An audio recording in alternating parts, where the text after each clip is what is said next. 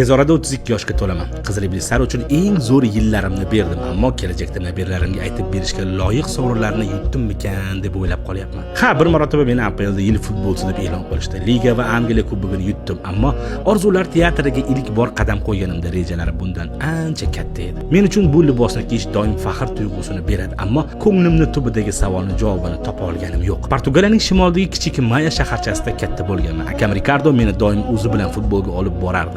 O'yindan keyin do'stlari kelajakda katta futbolchi bo'lishimni aytishardi. Keyin yoshlar jamoalarida o'ynadim. Hamma menga top futbolchi bo'lishimni aytdi. O'smirlik chog'im tugamay Italiyaga ketdim. U yerda ham meni yulduz bo'lishimni doim takrorlashdi.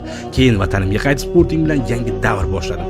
Rekordlarni yangiladim. Gazetalar meni Grand Klubga o'tish haqida, ulkan karyera qilishim haqida yozishdi. Keyin MUga o'tdim. Ilk yillardanoq qo'rqmay asosiy yukni yelkamga oldim. Meni Unitedning xaloskori ekanligim, tez orada jamoani yana ingliz taxtiga olib chiqishim haqida aytishdi. Bunga ishondim. Ammo klub rahbarlari menga Al-Hilol qiziqqani va ketsam xafa bo'lishmasligini ma'lum qilganida yillar o'tib ketganini tushundim. Angliyada katta sovrinlarni yutmasang tan olinmaysan. Balki ertaroq ketganimda hozir sovrinlarim soni ko'proq bo'lgan bo'lardi deb o'ylab qolaman. Ammo zarracha afsus qilmayman. Muxlislar meni yaxshi ko'rishini o'ylab ovunaman. Yana bir yildan so'ng klub bilan shartnomam tugaydi. Shekspir aytganidek, ketish shirin g'am, qolish jasorat. Yakunda qaysi tomonda bo'lishim haqida hali qaror qabul qilganim yo'q.